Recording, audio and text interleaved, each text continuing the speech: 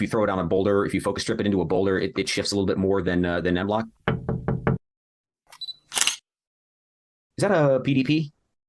That doesn't impress me very much. I knew you would be mad at me, but I did find one on eBay and I did buy it.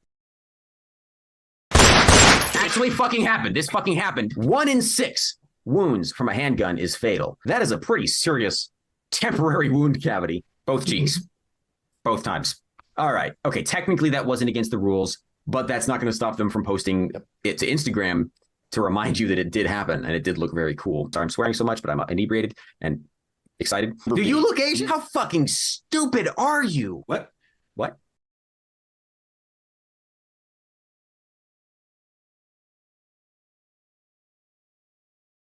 So here's I guess my if I can turn this into a grievance, it's that nothing happened to Nut and Fancy. I used to think Nut and Fancy might have been my biological father, but eventually I crunched the numbers and realized he probably wasn't. If we're being extremely autistic about this, Mountain Dew.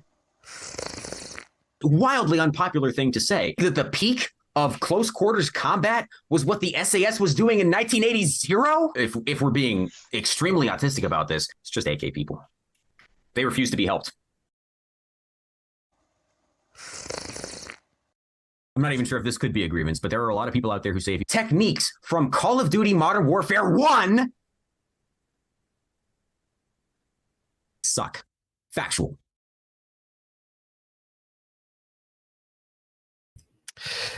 Good morning, or I should say evening to everyone, because it is a very late night SHOT Show day 2.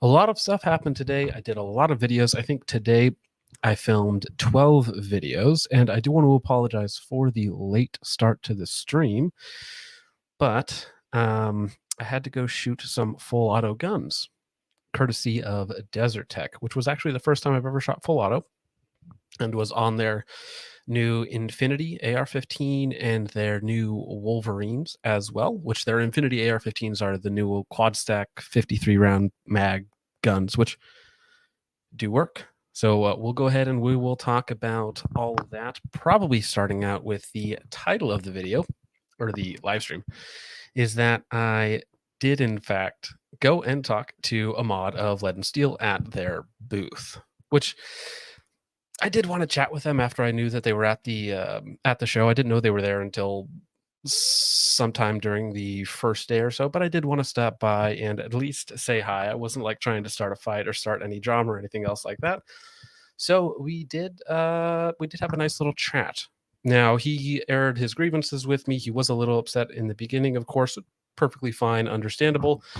I pushed back where I needed to, and eventually we came to an agreement. We were both very courteous with each other, and we ended up filming a video on the new, well, not new, but the Pandora V1, and went over some of the new things that are going to be happening with the Pandora V2. So we should probably pull that up, which will take me just a moment, so give me a second.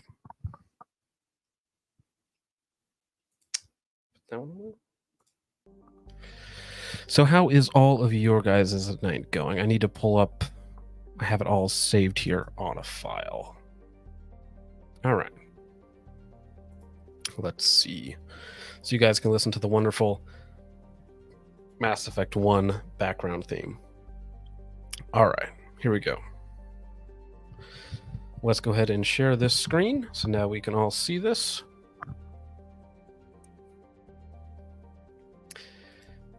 Yeah, it did work out well. So, I mean, we chatted for a little while, and it ended very amicably. So, no problems whatsoever. Now, just because me and him get along, and by get along, we don't agree with each other. We don't have to like each other, but we just have to get along. So that's that. And that's not saying that you guys need to believe one thing or the other about it, but just that it was nice to come to a relatively amicable meeting. All right. So this is the Pandora PB3 V1. This is a acro-esque red dot. So it is acro footprint, but I believe a mod said the window size is 30% larger, which, if true, that's awesome. It's very nice to have a bigger window. I've shot a lot of enclosed pistol emitter optics, anything from the Viridian RFX 45 to some of the other ones, the Gideon Mediator, which is a Swamp Fox Kraken clone. The RFX 45 is a Atabal E2 clone. I've shot with the actual Acro as well, and they all have pretty small windows. So if they're able to get a little bit bigger window out of it, perfectly fine. That's one of the biggest downsides of the Acro footprint. Now, the PB3 is the V1 has some overseas manufacturing for, I believe, glass and some of the other components, but the new V2 will eventually be entirely made in the USA, I want to say, even down to the glass and other stuff. He said that sourcing should be finalized when it comes out this year, I believe, because this is the V1 that we're looking at. The V2 is upcoming. So if we look at it on a handgun, and actually look at it through the actual optic itself. I'll make this a little bit bigger for you guys in just a second. How does one do that? Viewer mode, cinema viewer, there we go. So now you guys should be able to see this in full screen. Actually, before I do that, I should make the screen itself a little bit bigger. Bear with me, I am a professional streamer. Somehow. Okay. In general, yes, I'm also a little bit underwhelmed with the SHOT Show process in general. You know, there's some cool things there. I did go by the primary arms booth. I looked at the GLX 1X Prism, the PLX Nova, and the new SLX MD and GLX MD21 red dot sight. So I have in-scope footage of all those. We're going to go over all of those tonight. Of course, I actually got a very, very in-depth look at the UXR from Primary Weapon Systems. And of course, I got an interview at Desert Tech, and I also shot the Desert Tech, which I have footage of, so I can show you that to you. So I do want to say this. I've covered a lot of the Chinese copy and paste that's somebody else made the design and then everybody else copies it. This appears to be its own design. So I'll give them credit for this. They have an in-house engineer who was there, and this appears to be a 100% in-house design. So while there are a lot of Chinese clones floating around, at this point in time, I do not believe that this is one. So take that for what it's worth. Yeah, there is a Turkish copy floating around, and I have no idea what the background on that is.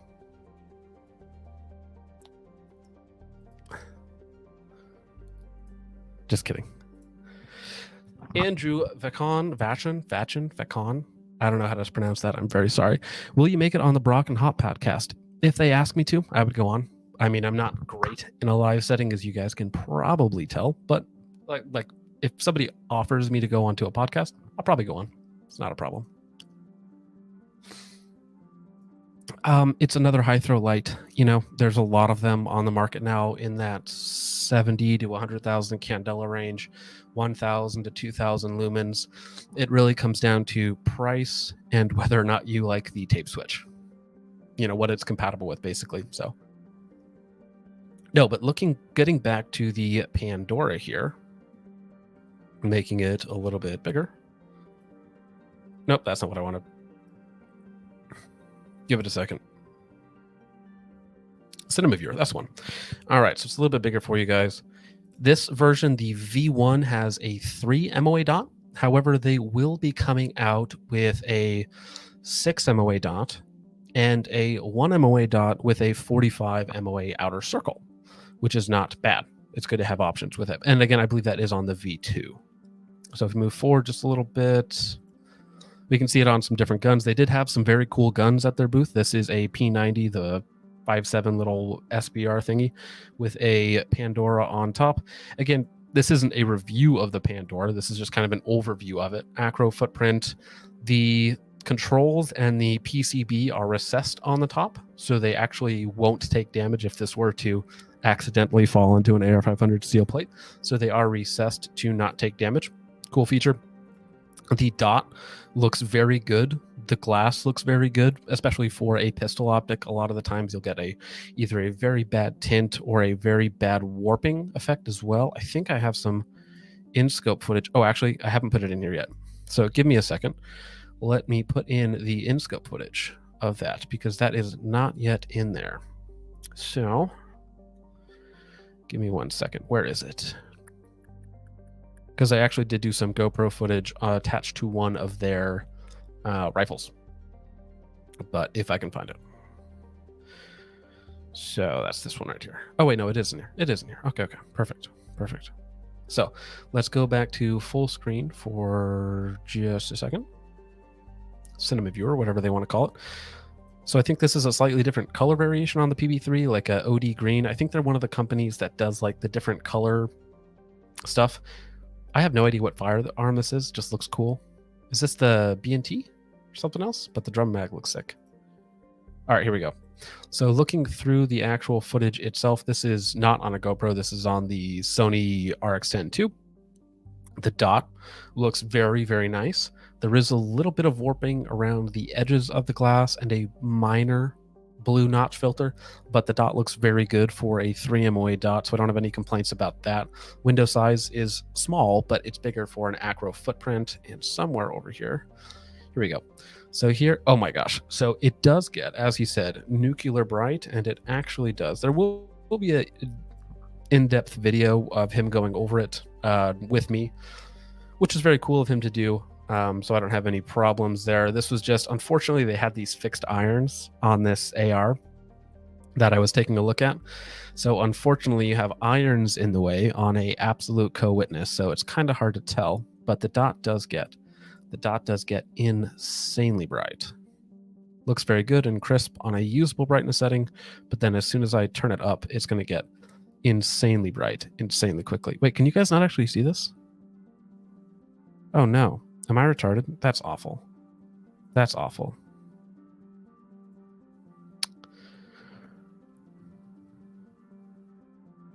Black screen. Oh, that's awful. That's awful. I'm so dumb. I'm sorry, guys. Okay, so we're not using cinema screen anymore. There's 100 plus people here, and I'm showing them a black screen, trying to show something off. That's perfect. Okay, so it does not pick up cinema screen. So we'll go ahead and just use the regular view window. So again, unfortunately, this has the fixed iron sights on this AR.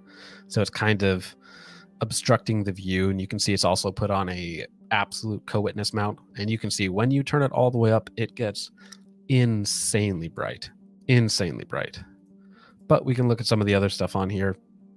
Again, if you weren't seeing that window beforehand, here's what the dot looks like in very high quality on the Sony RX10 II, which is obviously much higher quality than what you're gonna get on the GoPro, and also not obstructed by fixed iron sights. I'm sorry, guys. That's my wife. She's being very rude. They probably do. So it was kind of funny. So I was at the booth, right? I go up to a mod, shake his hand, and I'm not sure who else there knows who I am, or if it's just a mod that really knows about me. But I was definitely getting some odd looks, because I did spend like 20 minutes running around checking out their booth and doing all the B-roll on the different guns and stuff. So I did get a few odd looks while at their booth, because I probably made some of them very unhappy, which is fine. Oh. Yeah, but now you guys can see the window is actually substantially sized. So again, I believe 30% larger in terms of total surface area than the regular acro, which is nice. It's a very big, very comfortable window, which is one of the downsides of having a acro footprint, right? It's just the fact that you are going to get a smaller window. It's more durable, it's tougher, it's enclosed, of course, but then you sacrifice a small window. So again, here it is. If you guys didn't see it, this is on some of the cooler guns that were sitting around, the different color versions, just different B-roll shots. This isn't edited footage yet, so this is just kind of rough. But you can tell that up top here, if I can show you, the buttons again and the PCB are recessed, so there's raised ridges in front and behind that should, in theory, protect those, which is, again, just a good little design feature. Now, one feature that this thing is missing, quote unquote, is that it does not have a auto on, auto off system. And Ahmad's reasoning for that was that he doesn't like, I believe, the accelerometers. He doesn't trust them. for the auto on-off system. So his are constant on. Now they're still using a 2032 battery with, roughly 50,000 hours at a medium setting battery life. So the battery life isn't bad. It's just that they don't have an auto on, auto off like a lot of other red dots do. Now, price on this version, I think, is $399, $400, but I think it's on sale roughly for like $330, $340, something in that range. So as far as a Acro Plus or a Acro clone goes, it is pretty affordable. Not the cheapest, certainly, but also not the most expensive either. That would be a question for their engineers. That I do not know.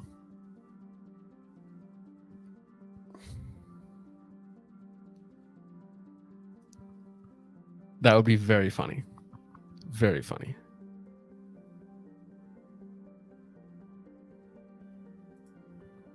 See, now that would be way too smart. Way, way, way too smart. And I am simply not professional enough to do that. I also was very low on time. I finished uploading a video like 2 minutes before this stream started. So no thermal night vision. You're correct. Although I think it does have night vision settings. I'm pretty sure it has night vision settings. It's slightly smaller than an Ames. So an Ames is probably like another step up. So if this is like a decent step up from an Acro, an Ames would be a decent step up from this. So I wouldn't want to use it as a standalone rifle sight. You definitely could. You can look at the window. It's nice. The iron sights sit very low in the window. It's a big clear window. Glass looks good. Dot looks good. So as far as that aspect of it goes, I don't really have any complaints. Shut up. All right, but that is about that. So let's go ahead and move on to something else, which may take me just a minute. So give me a second. So I'm not sure if those were loaded with like blanks or if, because I don't think you're allowed to have any live guns on the floor. So if they have a firing pin, it has to be clipped or removed. And some of the other vendors did different things to make sure that all of their guns were dead. So really depends. Really depends. And I'm not sure if they allow live ammo either. So if they don't allow live ammo, then that was dead ammo or dummy rounds or something that just made it look full, because obviously it looks a lot cooler with a bunch of ammo in it. Cost is currently it's on sale, which Lead and Steel kind of runs like year-round sales. So like their Promethean LP1 like is like $650, but really it's like $400 or something. And this one here is currently $330, $340, and then retail is $400 for full price when it's not on sale. Yeah. No, you're 100% not allowed to have like live ammo or live guns on the floor. For sure. Okay, let's go ahead and talk about Primary Arms though, because Primary Arms has a lot of very cool stuff, and I think you guys will definitely like it. So let's go ahead and move on to that, which will take me just a second. Because again, I am a little restarted. Okay. SHOT Show day 2. Oh, I did also go by, so I went to Axel, which you guys, that doesn't really matter. Desert Tech JP with their new 22, L2D, Live Free Armory, the Apollo 11, Lead and Steel, of course, the new PTR suppressor, PWS UXR, Primary Arms. I did 3 different Primary Arms. Which one's which? And then right on at the end. Oh, here we go. Okay, this is it. So I'm going to add these in here one at a time. All right. And usually at home, I'm working on 3 different screens, so that's why this is a little bit more awkward. Also, of course, I'm a little bit more awkward. Actually, you know what? That's a bad idea. Let's not even do that. I'm going to actually, because I can actually just show you the video guide that I just made.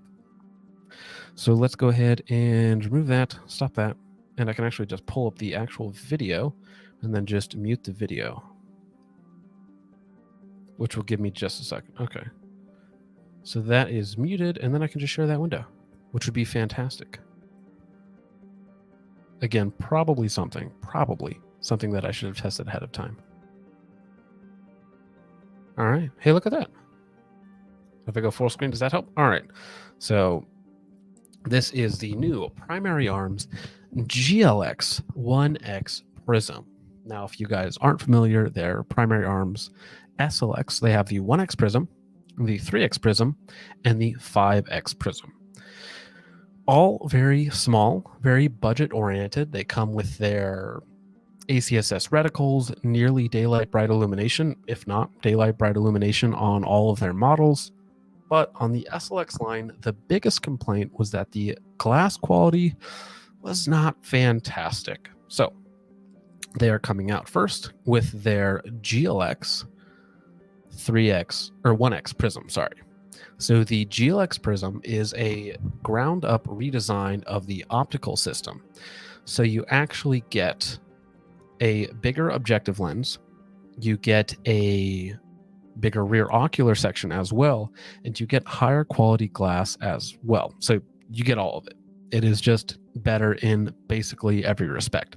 This one here that you can see, I am using the green version. It does also come in a red version as well. And I believe this isn't going to be launching until later next year. So like, or not next year, sorry, later this year. So like second quarter at some point. Now, something that I was very, very worried about is the fact that the SLX line of prisms is about $300, and I was worried that the GLX prism would be better, but also be like $600. And I talked to Steven there, so the actual guy who runs all that and does all the primary arms video. I talked to that gentleman. He was very nice to give me an interview. And they are coming in at a MSRP of like $350.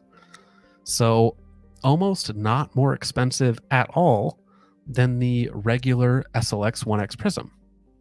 So I asked him, why would anyone ever buy the regular SLX prism?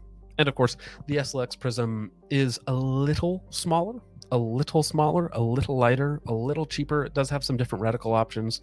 And instead of push buttons, it has the big rheostat hanging off the side, which some people like. So definitely my money would definitely go on the GLX 1X prism because it just looks better. When it comes to actually using the thing, it's just better in every regard. Now, it still has all of your same features: auto on, auto off, slightly better battery life. They were actually able to improve it a little bit versus the SLX, and then better glass quality. Everything is better about it, basically, other than a slight increase in price and a slight increase in weight. And again, my biggest complaint with the SLX 1X prism was the fact that it just didn't look that good.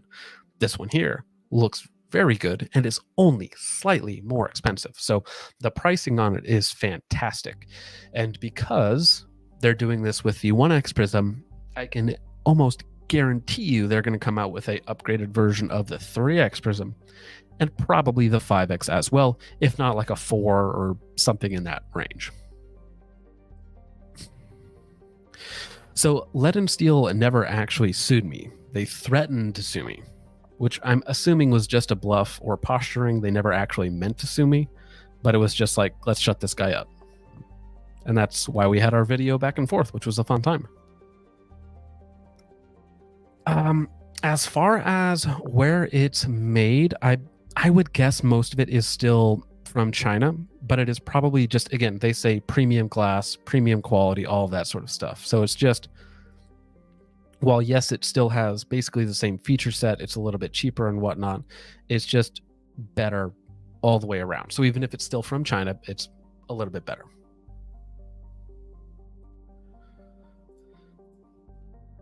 Lead and Steel has AKs? What? What are you talking about?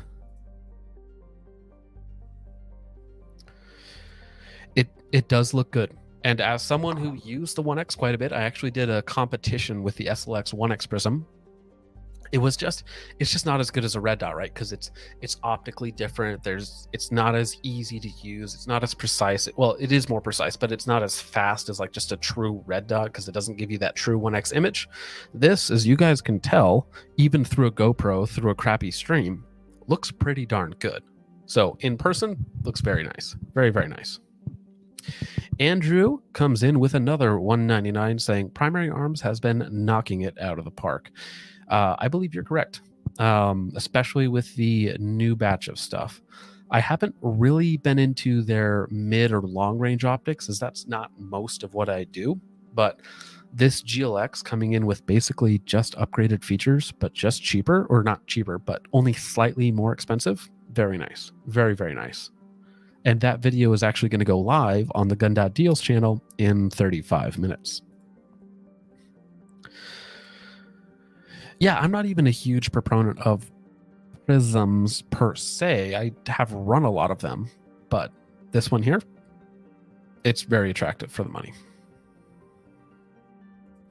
If you're looking at a 1X prism, this is, although I do have to say, I did also look through the Swamp Fox Raider 1X prism, and that was looking pretty darn good as well. So I need to get one. I've got to get a Swamp Fox Raider 1X prism, and eventually I'm sure I'll get this one in too.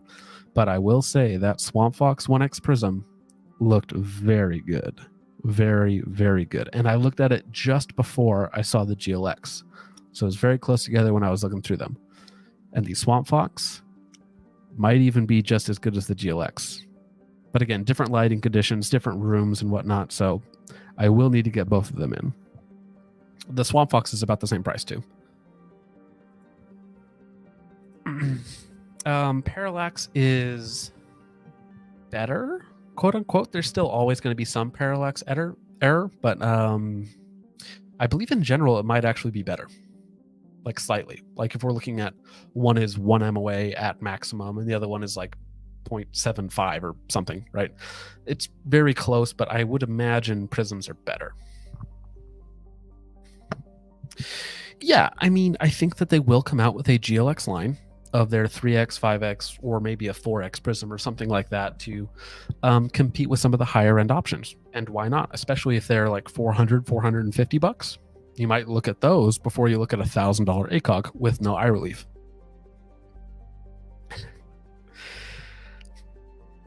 I did actually look through an LCAN for the first time today, and I can see why Brassfax likes them. The 1X on a LCAN is ridiculous, ridiculously nice.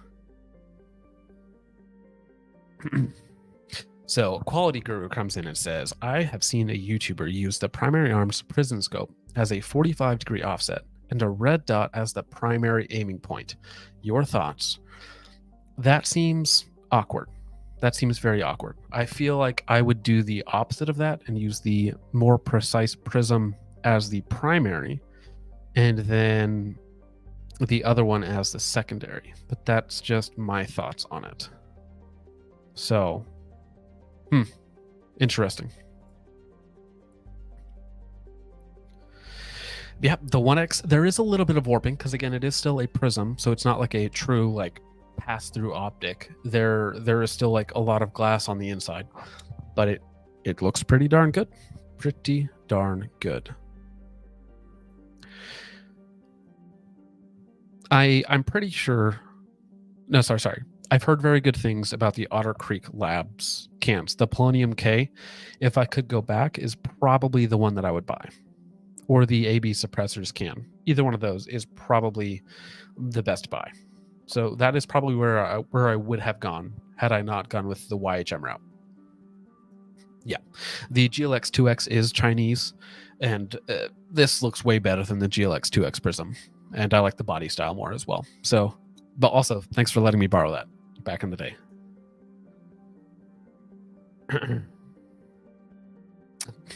Yes, the FACOG. Yeah, I mean, there are some good prisms on the market, and I think that market is going to grow. Right now, we kind of have Primary Arms and Swamp Fox are the two, well, obviously the original ACOG, but kind of in that budget American game, they're definitely the two best as of right now. So I did look at the Warhorse today. I didn't do any footage of it because it's been out for a while, so it's not like it's new or hot. But I did see it today, and yeah, it looked good, felt good. Eye relief was very nice. Field of view was good. Reticle was simple, but simple works. I don't have any problems with that.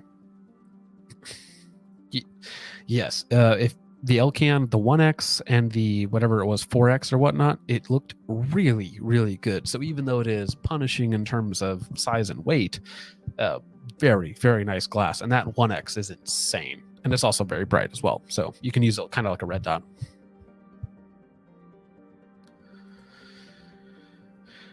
Maybe if you have to take I still don't know why you would do the prism as the offset, unless you're worried about parallax or something, or you need to take. But again, I don't know why you wouldn't just have it as your primary.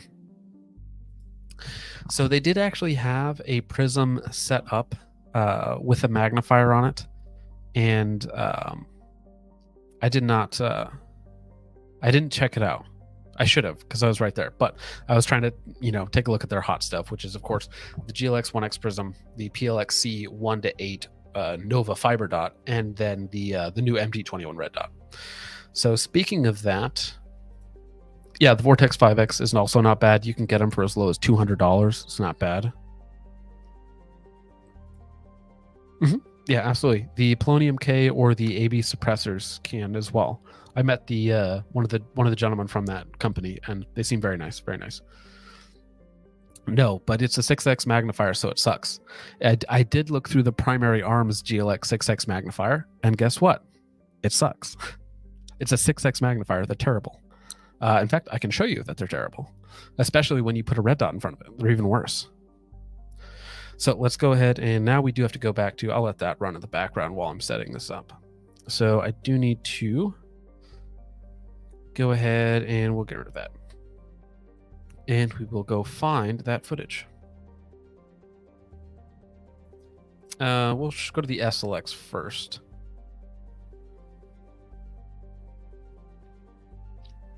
Hopefully my computer is still running. It is freezing up a little bit because this is more than that laptop. This laptop was meant to handle, but so be it.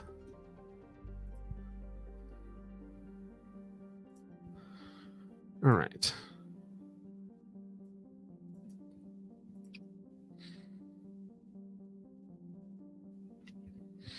Just moving some stuff over real fast.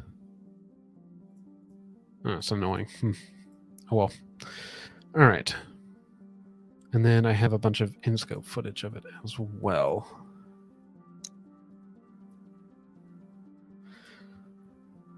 So now again, this GoPro footage never looks like fantastic, but it does give you an idea anyways. So talking about their SLX MD21, they do have 4 versions of it. So they have the SLX MD21, and then the SLX MD21 with the ACSS reticle, and then they also have the GLX MD21, and then the GLX MD21. The difference between the SLX and the GLX is essentially a top solar panel. Now, the solar panel works very interesting. The solar panel is actually the primary aiming source, which I thought was very interesting. Oh, that's the wrong one. So the primary power source is actually the solar panel, and then it automatically switches between solar and the battery. So for instance, if you're outside, it's using the solar, maintaining the same dot brightness. You walk inside, it's going to seamlessly swap that over to the battery while maintaining the same brightness level. So it's not an auto brightness level. However, it will select whatever power source is most efficient. So that is a interesting use of the solar cell on the GLX MD21. All right. But now we can go back here and I can show you what this looks like.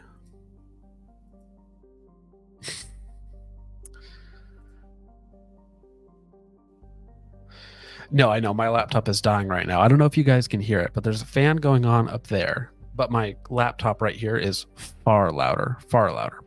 So I did check out the PTR suppressors. We will look at those in just a minute. 4X magnifiers are definitely the best. 6X magnifiers are pointless. Vector does have a booth, and I need to go by tomorrow because I'm leaving on Friday. So let me see here. Julian once again coming in with $20 saying, the music. I'm scanning planets for resources. Yes, this is the Mass Effect Galaxy Map theme playing in the background, which is fantastic. Just a nice calming throwback to better, simpler times when you're trying to get as many resources as possible for all your different upgrades in Mass Effect 2. Yes, that is what I've heard about the vent, which we'll get into in just a minute. But let's go ahead and swap this out. And we will now go to the SLX MD21, which is also the GLX as well. Okay, so no going to cinema mode. And in just a moment, in theory anyways, my laptop will start playing. In theory. Okay, here we go. How about now? Okay, so this is the SLX MD21, I want to say. And then it has the 6X primary arms GLX magnifier behind it. And it's going to look kind of yucky. So let's go ahead and let that... Oh, shoot. I don't know if that's going to play audio, but I am just going to delete that real fast because you guys don't need to hear whatever else is going on in the background. All right. Let's see. Can it speed up? Is it going to be able to catch up? Okay, there we go. So you can tell the MD21 is a little blue. It doesn't look great. And when you put a 6X magnifier behind that, spoiler alert, it looks pretty bad. Pretty bad. So I'm not sure why you would go with a 6X magnifier. And you got to remember, too, you're magnifying usually a pretty ugly 2 MOA dot. You see I'm an idiot and get my hand caught there. But it just doesn't look that great. Now, this is the GLX MD21, which has... Here, actually, I can probably... No, it's already zoomed in. So this has the new ACSS CQB reticle, which as opposed to being just everything all at once, it is actually selectable. So you can go from the chevron plus BDC, chevron plus BDC and outer horseshoe, or some combination of all of those.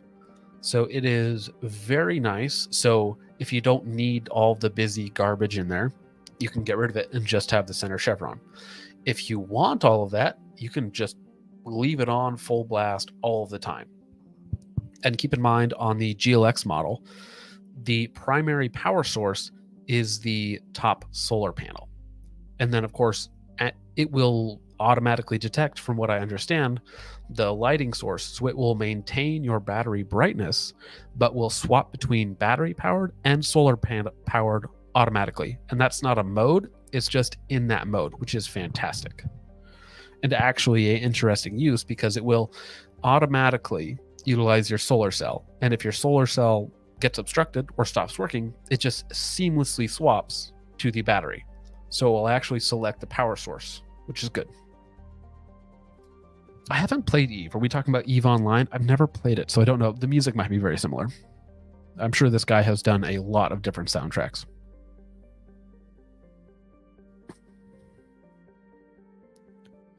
Yeah, it's not it. And Steven told me it is not a solar failsafe. The solar panel is the primary outside power source. So if you are using it outside or in anything where it can use its power, it will. And if it needs to supplement or use the battery, it will.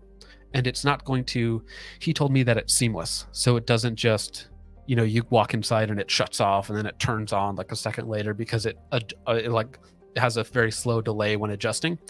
He said it was very fast. So you're not even going to notice it, which is awesome. Now, the downside, and I'm going to be a little pessimistic here, is unfortunately that tech is very cool, but unfortunately it just doesn't look that great. Talking about the MD21. So the MD21 does have a 21 millimeter window. It is a little bit bigger, a little bit heavier. It is T1, T2 compatible, but the glass is just a little yucky. So that tech is really cool, but it doesn't look all that great. Absolutely. Big W to Julian. Very, very nice.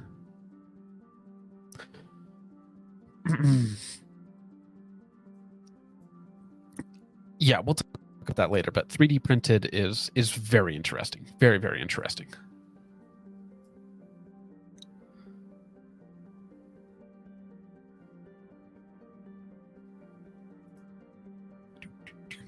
Absolutely.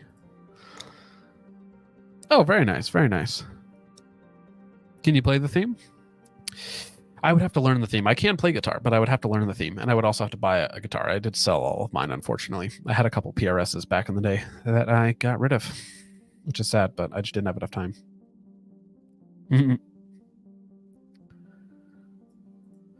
A member for 5 months, Julian, once again. Good sir, what optic are you slapping on your 14.565 Creedmoor? So, we can talk about that. So, Monstrum Tactical recently sent me both of their 1 to 10 models. So, their first focal plane 1 to 10 and their second focal plane 1 to 10. I also bought 300 rounds of 6.5 Creedmoor, and I believe Callaway Ballistics is sending me another 100 rounds of match ammunition. So I'm going to get several videos out of it. But to start, I am going to do some work with a cheapo Monstrum 1 to 10 that I think retails for $199. After that, we'll see what people send me and what I put on, because, you know, that's the thing. Sometimes I'm like, I wonder what I'm doing next month, because I have no idea, because somebody's going to reach out and then send me something cool, you know, and then I got to figure out what I'm putting it on. That's always the thing. I'm always going between what gun am I going to use, and then what optic am I going to use. And then sometimes you get guns with no optics, so you got to use your old optics, and sometimes you get optics with no guns, so then you got to use your old guns. So the best of both worlds is when, of course, you have new guns and you have new optics, and you can mix and match and put out videos and everything aligns properly. So I did not look at the SLX 1 to 10 Nova. Me and Steven did chat about it off camera, because I am critical of the SLX 1 to 10 Nova, because I've used the regular SLX 1 to 10, and with the Griffin M10S reticle, I really like it. I think it makes sense, or, you know, especially for a budget LPVO, I think it does a really good job. 10X does not make sense with a fiber optic reticle. You don't get any additional information, detail, or use out of that reticle, especially at extended ranges when that 10x magnification comes into play. So for instance, using 10x magnification, you can go out to 1,000 yards.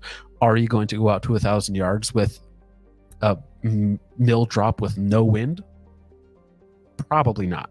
So I was a little bit critical of him, and essentially what he said, and this isn't like spoiler alert or anything, was that the reason they did it was it makes a lot of money, because people just ask for the Nova style reticle. People like red dot illumination. They just do. Even if what they're putting it into doesn't make sense, people like it. For instance, if they put it in a 3 to 18 or a 4 to 24, people would still buy it. Even if it doesn't make sense, even if they don't get any use out of it, they would still buy it because they like it and it looks cool.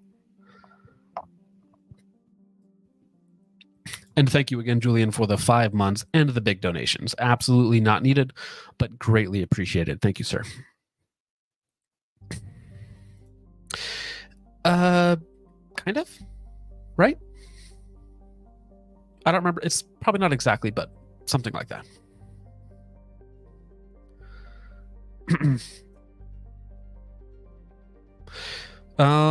You are probably much more knowledgeable on that than I am, but I hope so.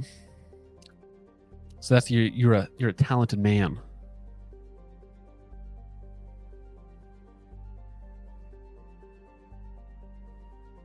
So what did I have? I had a PRS Tremonte and another one. Santana.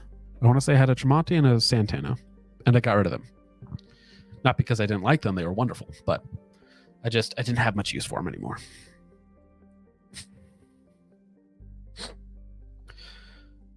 Absolutely. The best, this very, very first world problems. Whenever I complain about something, keep in mind that I get paid to do this. So I'm complaining and whining. You can just tell me to shut up because it's a first world problem. Yeah. So 401 to 10, and these are only 30 millimeter tubes.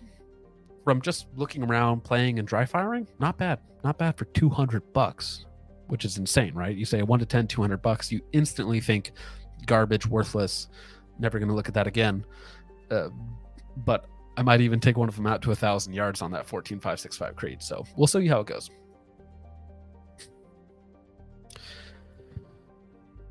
Most innovative. That's a difficult one. Let's go ahead and show you guys what the actual body looks like, though, while I'm just... Oh, wait, no, that's not it. Where is it? Oh, here it is. Okay, sorry. Sorry. I took all this B-roll. I can at least show you guys it. So that's the prism. Okay, so we can just delete that. And one thing, I do want to thank Primary Arms. Their booth was actually well lit, which means that I can use like my more proper settings that I would usually use for B-roll, which is fantastic. So a shout out to the booth manager at Primary Arms, because their thing was actually lit well, which is fantastic, which means you can go like ultra uber slow-mo. Sorry, I should have done this ahead of time, but I literally didn't have time. Otherwise I wouldn't have started till like 11 o'clock if I got all this ready ahead of time. Very makeshift, but we can show you what the body looks like on these new red dots, and then we will move on to the PLX-C Nova, which is actually very cool. You are looking at it right now. Unfortunately, the body is great. The glass is very blue and a little bit ugly. I will, because you just showed up, I will show you the actual way the image looks. Just give me a second, but it's not great. So I stopped by the Psionics booth to check out the Opsin. And the Opsin's very cool. It's for digital night vision. That's always the thing. It's great for digital night vision, but nothing crazy new, at least that I've seen. Now, two people that are going to be much more tuned into that than I am are going to be Hop and Brassfax. So those guys will probably have some sort of content on any sort of cool new digital or even just regular night vision thermal products. They'll probably be the ones to talk to about that.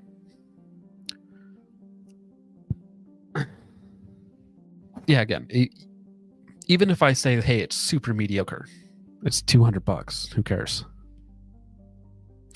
The PLX-C looks... Okay, so here's the thing. This was the first time I'd seen a PLX-C in person. I looked at the regular version and the new Nova, and they look amazing. Like, literally amazing. The glass quality is fantastic. The Nova reticle is the Nova reticle. It's daylight bright, combined with that great body, super lightweight.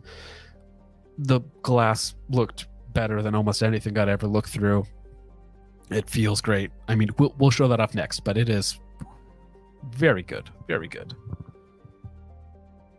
Yeah, no, you can definitely do it. It's a 1,000-yard gun. Listen, a 14.565 Creedmoor is as good or better than a 20-inch 308, and a 20-inch 308 can get you out to 1,200 yards. So, I shouldn't have any problems. The difference between me and Texas Plinking and Guns and the other guy that somebody mentioned, the difference between me and them is I suck. So we'll see how it goes.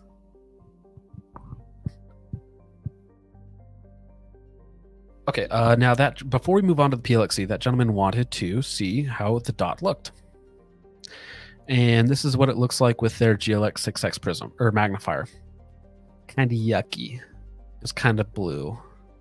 It's not very pretty. I'm sorry. So I don't like that. I don't like that. It doesn't look good. The ACSS version, this is the GLX model, looks a little better. The brightness is a little too high. There you go. But the reticle looks fine. But again, it is just a little blue. Not my favorite looking image. All right.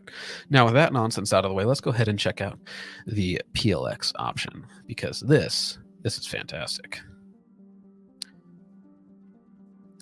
And again, Stephen was very nice to give me a bunch of really good audio for it. So we will definitely thank him. It was actually kind of funny.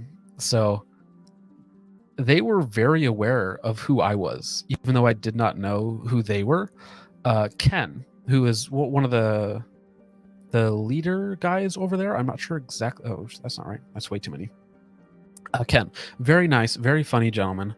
I walked into the Primary Arms booth and he was like, "Oh no, not this guy," in a joking manner. But I just thought that was very funny because they obviously they know I have a reputation for breaking their stuff, which again, very funny. But they were all very nice, and they gave me great audio and allowed me to do whatever the heck I wanted, which is fantastic. So, and they gave me a little bit of a hard time for breaking all their stuff, which is fun.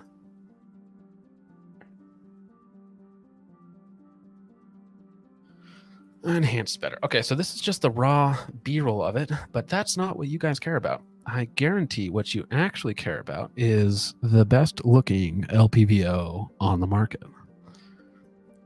From an internal perspective, of course. So let's go ahead and take a look at this amazing piece of glass. Now, I do have to say that if Primary Arms could put their optics on a 193 mount, that would be fantastic. So I could use like a proper, because the different heights affect the GoPro mounts. So why I actually have to use a much wider GoPro image, so it looks a little curvy.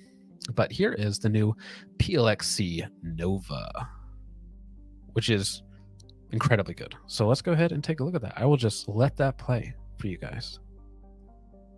Boom. Look at that 1X. Look at that 1X. Look at it. Look at it. Fiber optic illumination. Perfect. Perfect. The 1X. Perfect. Almost no complaints, other than the price. It is expensive, but there's a reason it's expensive.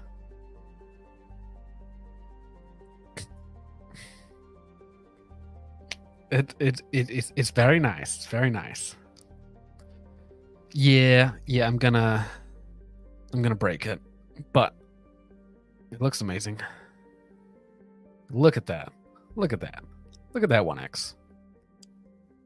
And keep in mind, this is on a GoPro, on a crappy live stream, indoors, right? So this is not like peak conditions for what this will look like.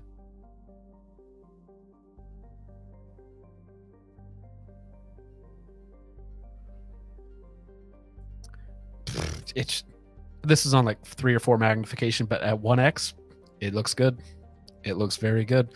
Now, if you look at the image, you can tell that the GoPro has fisheye, so the whole image is warped because I have to use the 4K Super View when it's on a lower mount. You guys don't care about the oddities of getting in-scope footage, but the whole image is warped. So it's not that the interior is warped, but the whole image is warped. So, I mean, yeah, it just looks fantastic. Fantastic. A Mosin can do it. You know what? I would actually...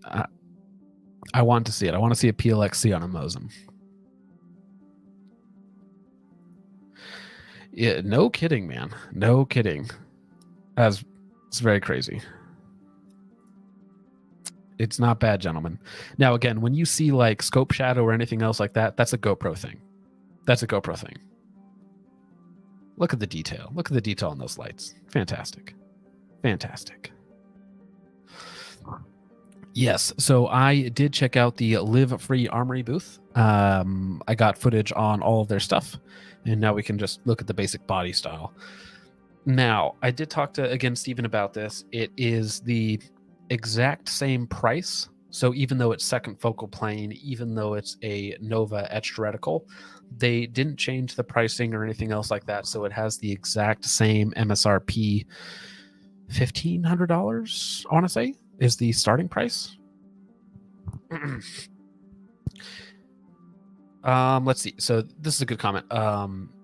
Yes, it just looks better. I don't know how else to say that. It just looks better. So yeah, time to get to work. Time to get to work. Maybe if I make 35 videos, I can eventually buy one of these. And don't worry, guys, this is out of my price range too. The only way that I'll be getting one of these if they send me one. So, which is very funny that they were very aware of my reputation for breaking stuff. So I doubt it. I doubt they're going to send me one of these. I did talk to their new marketing lady though, because the old gentleman had left. So let's see. Yeah. So also quickly, they did come out with a new SLX line of mounts. which is great because their PLX line is $300. It's so expensive.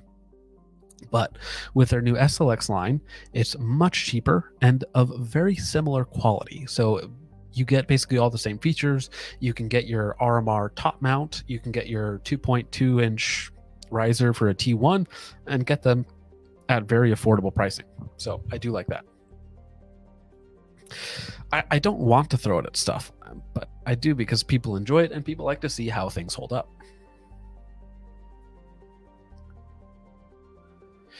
So I actually talked to Steven about this. So they use a refraction technology, which is like a bunch of like tiny little mirrors that are refracting the LED light directly back at you in like a perfectly straight line. So it's like a mirror from the LED to your eye, which is how they can get that first focal plane plus daylight bright illumination. But the downside is if you're off center, it actually starts to get dim, because again, it's refracting that LED in like a very straight line. So it's super bright on center, but off center it's less bright. Whereas a fiber wire is bright throughout. If you can see it, it's bright basically, right? Because it's just illuminated by an LED.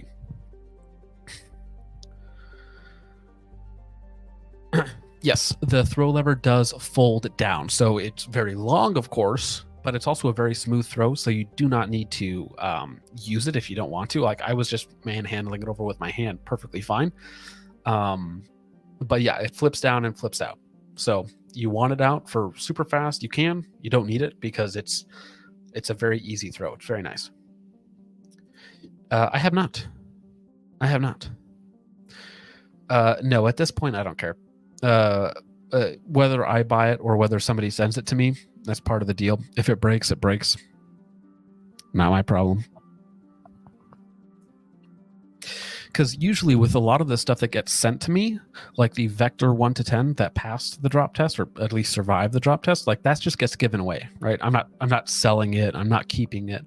It just gets given away on Subscribestar. So like, I don't care if it breaks, right? Because if it breaks, then I just don't give it away. Right, so that's the only downside. All right, let's go ahead and check out. So we're done with primary arms, basically. Again, we can go over that footage while I'm trying to get the other stuff, so you guys can see the fantastic looking image.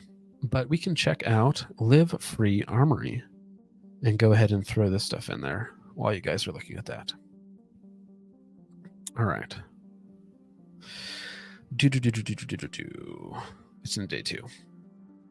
Pardon me while I find it. I have a lot of video files on here now. I think yesterday was 40 gigabytes, and then today was 45. So a little bit more today than yesterday. Let's see. LFA Apollo 11. That's what you guys want to see. All right. So again, this will definitely have a dedicated video on it. And you guys don't need to listen to the interview section. That'll come out later. But we can go over what is the LFA Apollo.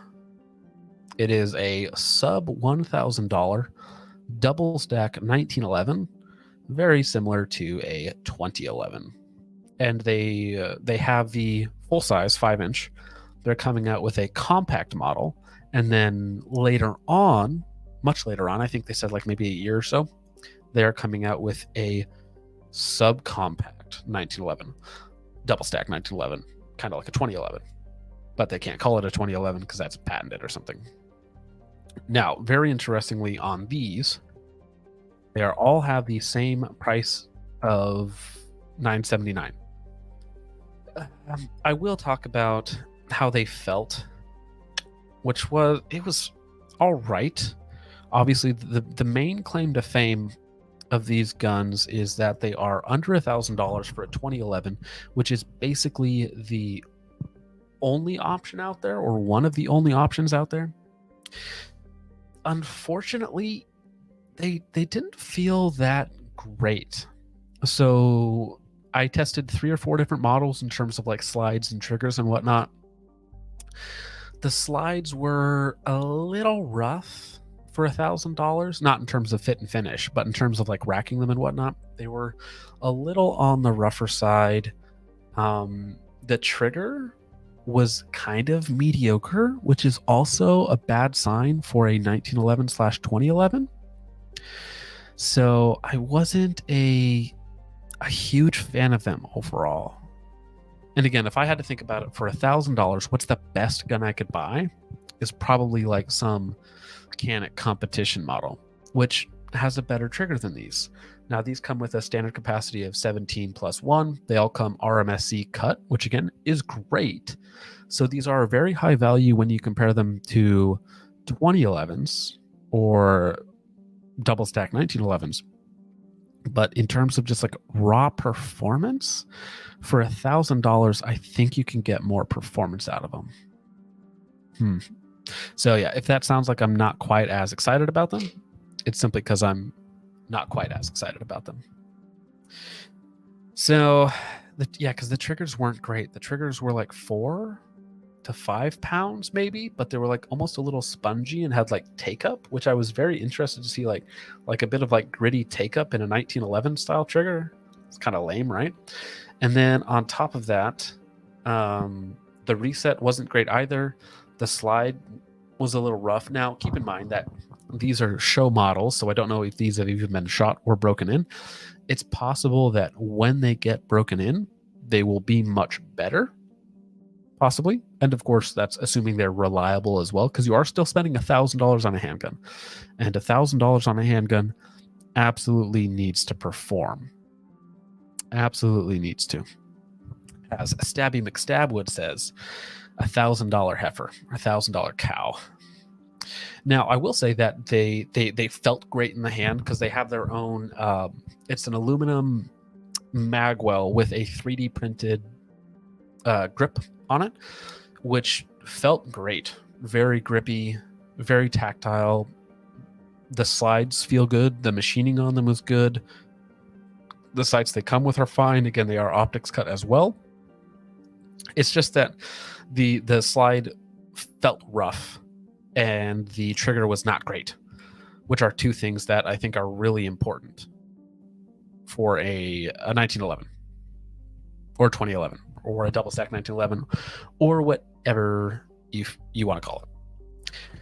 Yeah, but wasn't the Springfield Armory or Springfield Prodigy even more expensive? Wasn't it like $1,500 or more than that? So that's even worse. Now, again, these are a quote-unquote budget 1911 double stack, but still. I've heard very good things about the Platypus. Hadn't seen one. I talked to the gentleman there. Of course, yeah. If they want to send me one, I would be very happy to test one and put 1,000+ rounds through it to see how it is, because I'm sure once I get used to it, it's going to be fantastic. But it's just, I'm always a value guy. So if I'm going to spend $1,000 on X when I could have spent $1,000 on Y, even if X is pretty good, I know I can get more somewhere else, right? So that's always my perspective on it. And again, keep in mind, I'm not a 1911 guy. Yeah, I did see that. I walked by their booth. I didn't check it out or feel it or anything else like that. Canik doesn't talk to me. They don't know who I am, basically. If I could get them to send me one, though, that'd be fantastic, because I am a big fan of Caniks. It's what I still carry the Canik MC9 every day. So great little guns, great value. And again, if I was going to, what's the best gun I can get for $600, $700 in terms of raw performance, it's probably still a Canik. Yeah, a dagger is probably all right, I'm not a huge fan of the dagger just because I already have a Glock, so I don't know why I would buy a dagger when I have a Glock. But again, I'm sure it's fine. Again, $950 MSRP, and again with Terran plus Canik, that thing is probably a monster race gun. Monster race gun. Yeah, absolutely. And again, even just a stock Canik trigger felt better than the triggers that were on the floor here for LFA, Live Free Armory Apollo 11. So, I'm not talking about the slide itself being rough. I'm talking about the lock and unlock, like racking the slide felt rough, not unfinished, but just not very polished, So it's for $1,000, I expect it to feel smooth. It felt rough, gritty on the unlock, and then going back into battery felt rough as well. So at least on the show models. Keep in mind, these are show models. I don't know if these have been shot or used or test fired or anything else like that. These are just the show models that I had the chance to look at. It's not a review, not a review.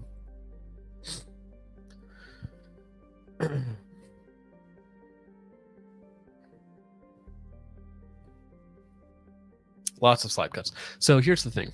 There is a ratio of slide cuts to performance, and it's like, it's not quite a 1-to-1 ratio. It's like a 0.75. So if you add like 5 slide cuts, you get an extra like 3.5 cool points. So the more cuts, the more cool. That could be a very dark joke.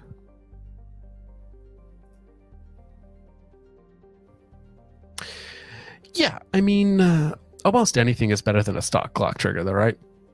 Especially the Gen 3s and Gen 4s. The Gen 5s? Gen 5s are pretty decent. Now here's me just playing around with the thing. So this doesn't need to be in slow-mo. Let me actually stop this real fast, because this is awkward.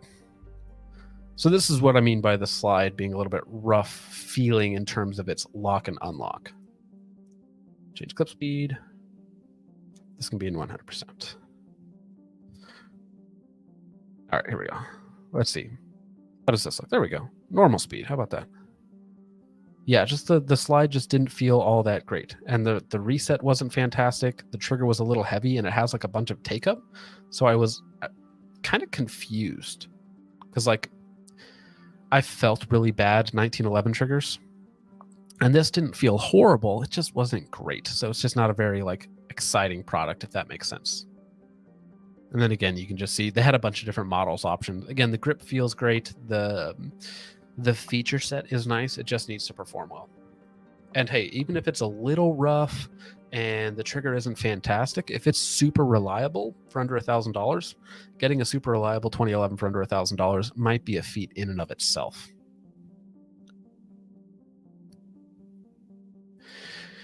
I would imagine a Canic slash what's the guy's name? Terran tactical gun would probably not be ideal for carry. So especially when there's so many good basic duty guns. And again, even if you're carrying a duty gun in like a holster, you're probably going to never need your primary, and there's a 1% chance of using your primary. There's like a 1% of 1% chance of ever needing to use your secondary. So it's basically, it just needs to be good enough.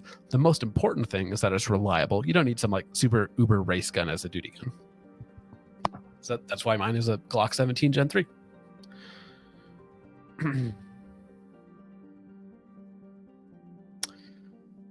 Yeah, that would be kind of cool if they came out with like a micro name for it. It's not terrible.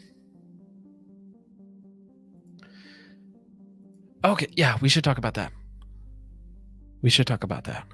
Because I did actually get to shoot the Wolverine, and I did get to do some full auto fire as well, which is the first time I've shot full auto. So let's go ahead and pull that up. So I don't think I need any of this stuff anymore. So we're just going to go ahead and get rid of this to save what little RAM my laptop has, even though the laptop is a very nice laptop, as I mentioned. Still not quite what my home computer can do. So let's go ahead and pull up SHOT Show Day 2. And where is the Desert Tech Wolverine? All right, here we go. All right. So Alvin was the gentleman who gave me the blue for tech. Information, very knowledgeable gentleman. Yeah, Kevin. Once I get that off screen. Sorry, Kevin. All right. So there's all the B-roll. Now, we'll start out with this one here, because I think this one here is interesting. This is their Infinity. Full auto Infinity. First time I've ever shot full auto. And this is also their quad stack magazine. So 53 rounds in the same form factor in terms of height as a standard Magpul G2, but 53 rounds of capacity on one of their full ambi lowers. All right, so here we go.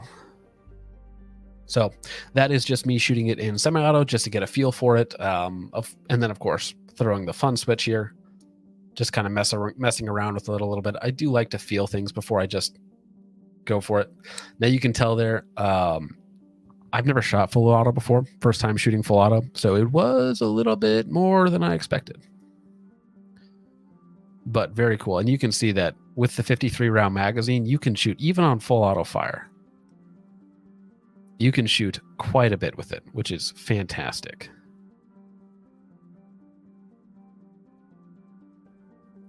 Look at that. And again, on the quad stack lower, it is full ambidextrous, so you do get lock back and bolt release on the right-hand side. It is a very fat lower.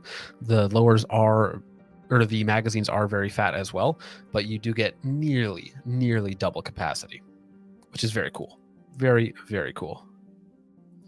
Good night, sir. And also, good night to you, Tyler. Thanks for coming out. Appreciate it.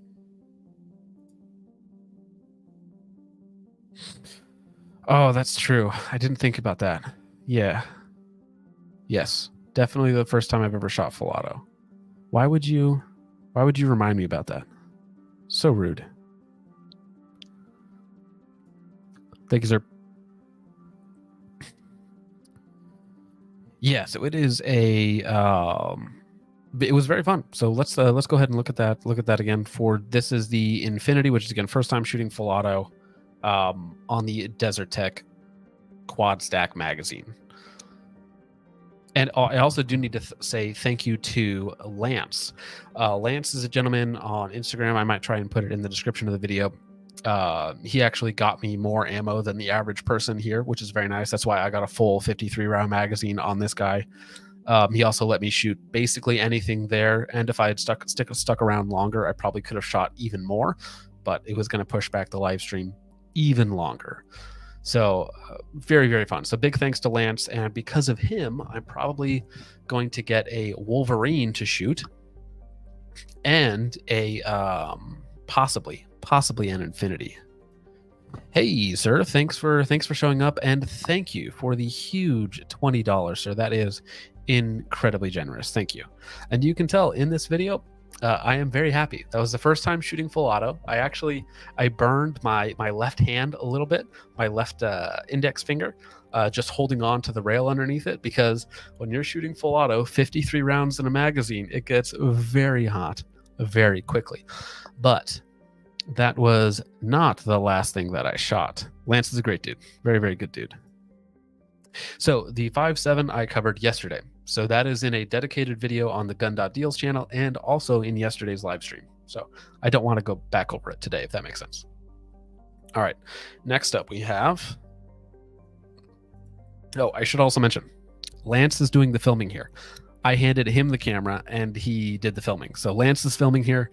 And also, got me in and whatnot. So big thanks to Lance. They were loading so many magazines. There was a lot of us there, kind of in a line, just kind of cycling through. So they were loading a ton of magazines. So prayers for his thumbs. So, but let's go ahead and check out the next thing that I shot. The next thing is the Micron, I want to say. Oh, dude. Oh, no. Okay, so before we talk about this is the 16-inch 5.56 version. I should mention that I shot the Micron and I did not record it. So the Micron is the 11 5-inch version. It is a P90 sized weapon, but 11.5 5.56 in a bullpup. Very, very nice. Now, I do want to say, I am not a fan of bullpups in concept. Usually what you get is more recoil, more weight, they're more expensive and less reliable. I do have to say that these were fantastically good to shoot. They did not feel like piston guns. They felt very, very nice. So when you watch these shoot, I believe this version here is just semi-auto.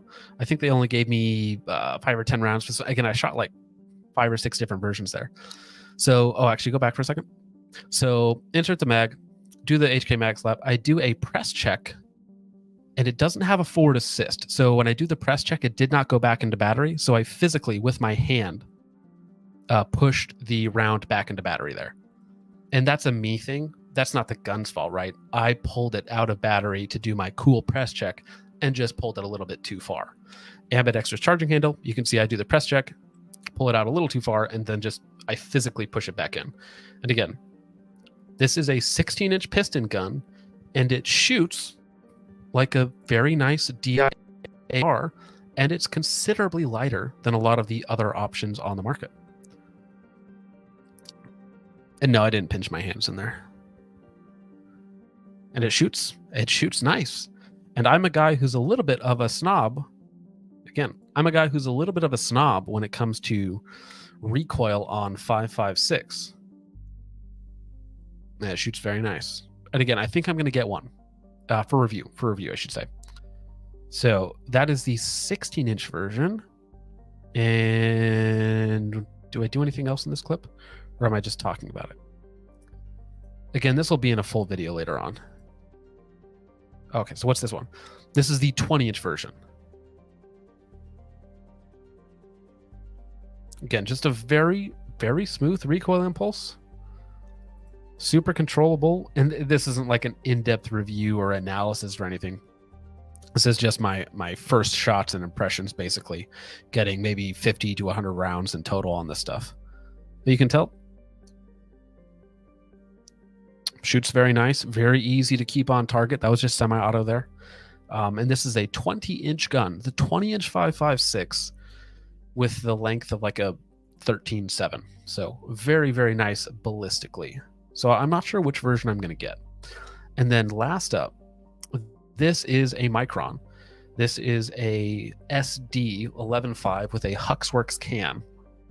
This one, full auto, was too hot to handle. So you'll see me very gingerly touch this thing. It was too hot to handle because it had a lot of rounds through it. You can probably tell there's some ammunition laying around. So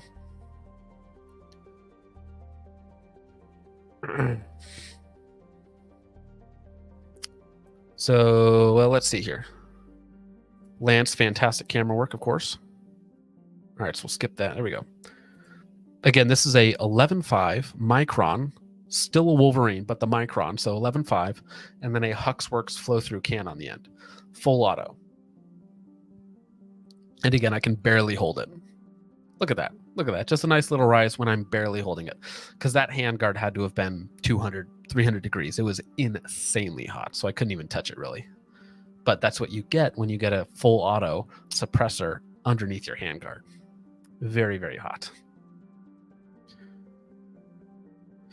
That would be fun. I'd shoot a Mark 18. Oh, actually, I have never shot an MP5 full auto, so I think that one there would be cool. I think it would be cool to shoot an MP5 full auto. You want to see some... Okay, here we go. I'll probably use this drone footage for something. After I was done here at the gun range here in Las Vegas, I was like, oh, I should fly my drone around. It's pretty here, so you guys can watch that for a second while I'm responding to some stuff. Huh. I did not see that, but Shoguns do have to be modified a little bit, so I hope that was just accidental or a error of some sort. Now, to be very clear, I don't care about the DDH9 at all. It's very expensive, and it's like it's another 9mm handgun. Ta-da! I don't care. Not that it's bad, but I just don't care about it, right? Okay. Ergos for a bullpup gun. I do not like 45-degree selectors. This one does have a 45-degree selector. Not my favorite. So other than that, it was because you kind of have to like move your hand weird to get it on and off. I have smaller hands too, so maybe the safety placement wasn't great for me, but it wasn't like terrible either. Now, when you're putting it on barricades or doing bipod work, that's where things can get a little bit funky with a bullpup. And again, I'm going to get one for review, so I will eventually check one out.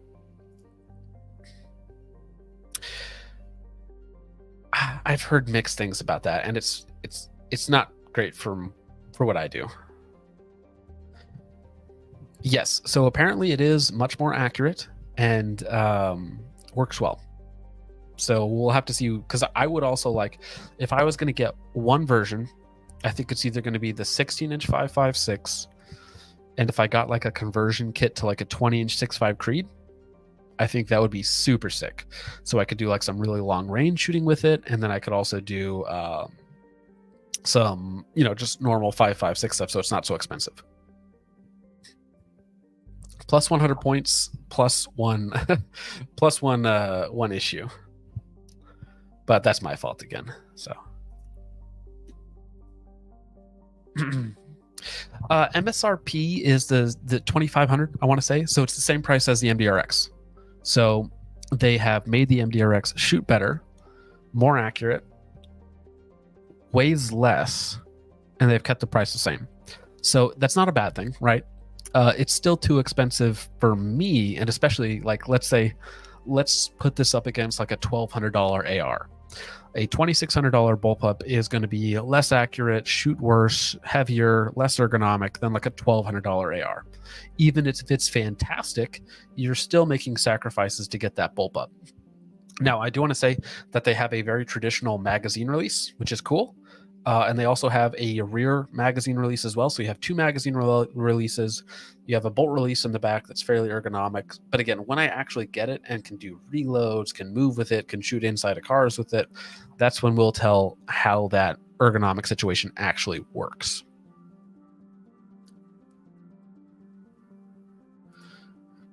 It's literally fire. Literally fire. Do not touch. What's the wyvern again? I don't know. Oh, it might be because they called it something different, so I'm not sure about that.